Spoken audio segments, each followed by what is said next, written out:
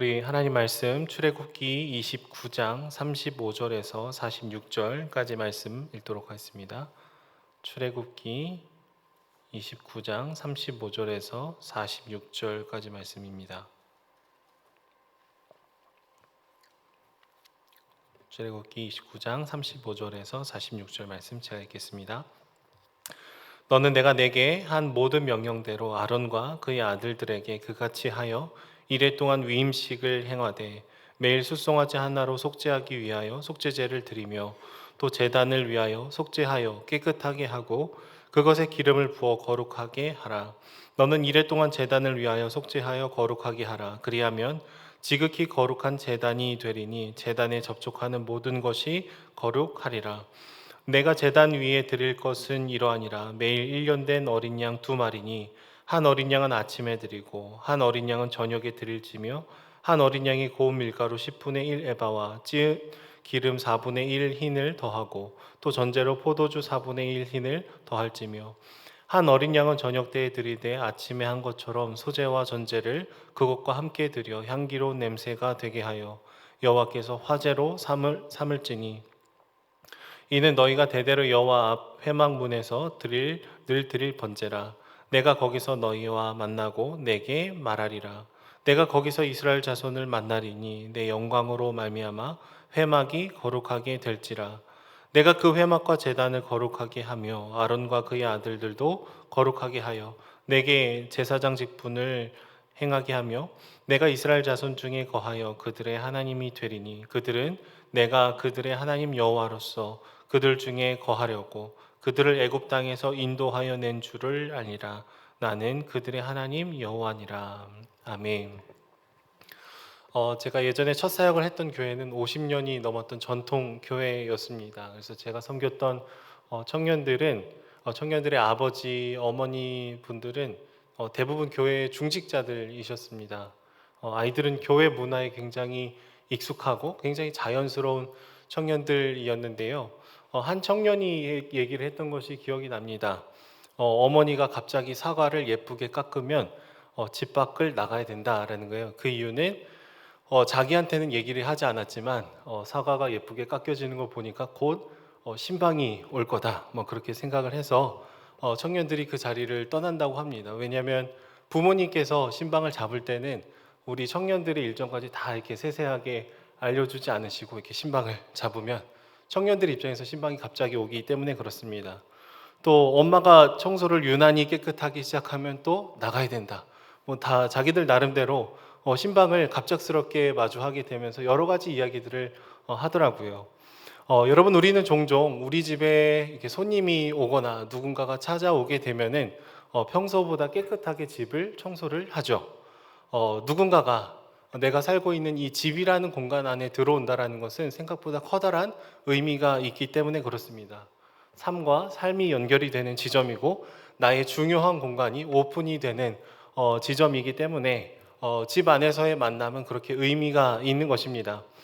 우리는 계속해서 이제 하나님의 임재의 상징인 성막이 어떠한 구조로 만들어졌는지에 대해서 나누고 있습니다.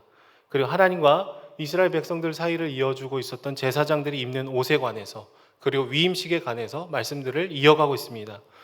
여러 가지 복잡하고 너무나 자세한 내용들이 기록이 되어 있어서 오늘날의 이 말씀을 우리가 어떻게 적용을 해야 될지가 조금 난감할 때도 있지만 우리가 이 본문들을 통과하면서 기억해야 되는 하나의 단어는 이 만남이라는 단어입니다. 여러분, 하나님이 성막을 주신 이유는 이스라엘 백성들을 만나기 원하시기 때문입니다. 하나님의 인재가 그들과 언제나 어디서나 함께 해주기를 원하시는 그 사랑의 마음이 기본적으로 깔려 있다는 거예요. 창조주이신 주님과 피조물인 우리 사이에 있는 이 커다란 간격을 주님께서 뛰어넘어 주시는 것이죠. 그래서 하나님께서 거룩하시기에 성막을 지을 뿐만 아니라 성막 안에 있는 도구들, 성막 안에 들어가는 사람들, 그들을 향한 정결 예식까지도 얘기를 해주고 있는 것이죠. 특별히 아론과 그의 아들들을 제사장으로 삼으신 다음에 옷을 어떻게 만들어야 되는지, 그들에게 어떻게 기름을 부어야 되는지, 이 여러 가지 과정들은 우리를 거룩하게 하시고 그리고 궁극적으로 우리를 만나 주시고 우리의 하나님이 되어주시기 위한 그 사랑의 편지로 저희가 받아들이면 참 좋을 것 같습니다. 예전에 제가 세브란스 병원에 중환자실 중에서 멸균실을 이렇게 신방을 갔던 적이 있습니다. 요새처럼 이제 코로나로 심각해진 상황에서는 참 있을 수 없는 일이지만 저희 교회 한 집사님께서 이제 심장 이식 수술을 하셨던 적이 있었고 말씀으로 위로를 하러 갔습니다. 여러분 멸균실에 들어가려면 꽤나 까다로운 조건들을 다 맞춰야 됩니다. 중환자실 면회 시간을 지켜야 되고요. 마스크를 철저히 써야 되고 손소독을 굉장히 꼼꼼하게 해야 됩니다. 그리고 비닐로 된 옷을 겉옷 위에 또 입고 바지도 입고 머리카락도 떨어지지 않도록 이렇게 비닐로 된 모자를 또 쓰고 들어가야 됩니다. 멸균실에 계신 집사님 한 분을 뵙기 위해서 그 합당한 준비를 계속해서 하고 들어갈 수 있다는 거예요. 이런 과정들이 번거롭고 복잡하지만 하나도 귀찮지 않은 이유는 주님께서 우리를 하나의 몸으로 불러주셨기 때문에 그런 것이죠. 여러분 성막에 나오는 여러 가지 제사와 또 오늘 이 거룩한 기름을 바르는 이 행위들은요, 거룩하신 주님을 만나기 위한 이 만남의 준비입니다. 하나님이 우리에게 이렇게 해라 저렇게 해라 여러 가지 주문을 하시는 이유는 그만큼 내가 너희를 빨리 만나고 싶다, 내가 너희와 함께 하고 싶다라는 것이죠. 하나님은 우리가 만나기에는 너무나 거룩하신 분이십니다. 그리고 우리는 전적 타락한 죄인이기 때문에 하나님께서 우리를 거룩해 주시는 이 일련의 과정들을 통과하지 않으면 감히 주님을 마주할 수 없는 존재인 것이죠. 오늘 말씀을 보시면 제사장이 된 사람들도 위임을 받자마자 7일간 매일 속죄제를 드려야 했습니다. 그리고 날마다 상번제를 드리며 아침, 저녁으로 이 어린 양을 잡으며 불이 꺼지지 않도록 노력을 했어야 됐습니다. 또 제단 안에 있는 이 성막 안에 있는 모든 물건들의 관유, 거룩한 기름을 부으고 하나님께 기도를 했어야 됐습니다. 여러분 그렇게 모든 것들 가운데 하나님의 이 기름 부으심을 적용할 때 어떠한 일이 일어난다라고 오늘 얘기를 하고 있습니까? 내가 거기서 너희와 만나고 너희에게 내가 말하리라. 내가 거기서 너희를 만나겠다. 내가 너희에게 찾아가겠다. 내가 너희의 하나님이 되겠다. 애굽에서 너희를 구원하고 지금까지 성막을 주고 여러 가지 율법을 준 그 이유는 내가 너희를 만나기 원함이다라고 지금 얘기해주고 있다라는 것이죠. 여러분 성막은 성전으로 이어지고 성전은 성령의 전인 우리들을 향해서 이어지게 됩니다. 이 출애굽기에 나온 여러 복잡 다단한 이 제사들, 정결 예식들은 오늘날 우리가 지키지는 않죠.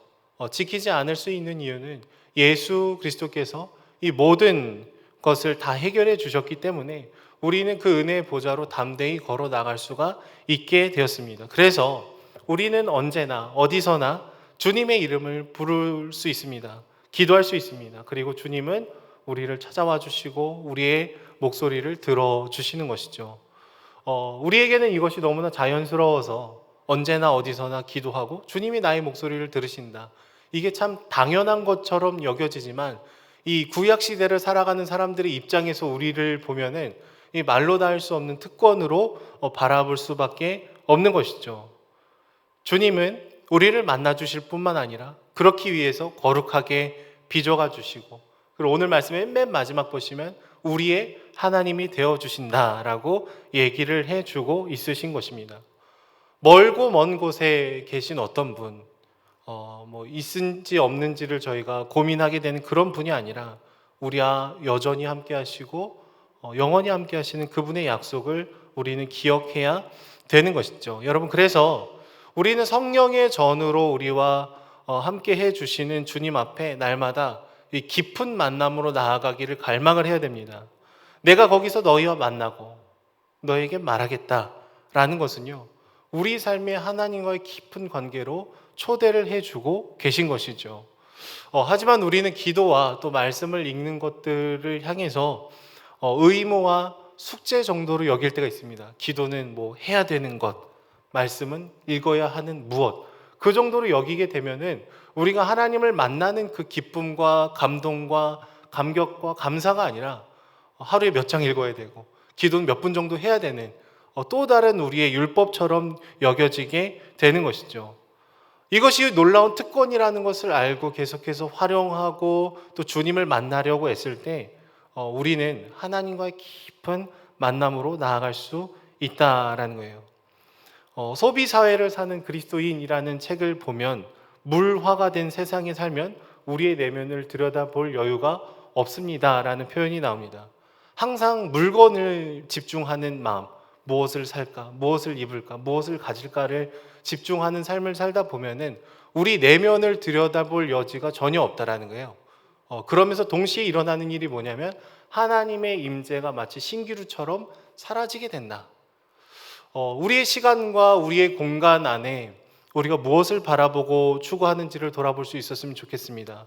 오늘 말씀에는 정확하게 나와 있지 않지만 레위기 8장의 말씀을 보시면은 이 성막 안에 있는 모든 물건에 관유를 붓는 내용들이 나옵니다. 이것은 우리 삶의 주님을 만날 수 있는 우리 내면 가운데 모든 것에 주님의 기름 부으심이 부어져야 된다는 것을 의미하는 것이죠. 내 삶에 주어져 있는 시간과 내가 살아가는 공간과 내가 마주하는 사람과의 그 만남과 나의 말 속에서 정말로 하나님께서 우리를 거룩해 주시는 그 기름 부으심이 우리 안에 날마다 부어져야 된다라는 것이죠. 주님은 우리를 거룩한 제사장으로 불러주십니다. 날마다 주님과 깊은 만남 가운데 인격적인 교제 가운데 우리를 초대해 주시고 두 팔 벌려 지금 환영을 하고 계신 것이죠.